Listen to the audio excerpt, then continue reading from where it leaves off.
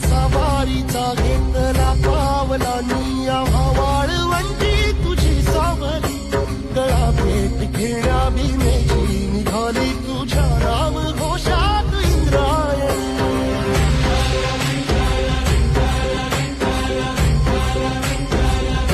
भिडे आसमंती ध्वजा वैष्णवांची उभी पंढरी आज नारावली तुझे नाव ओठी तुझे रूप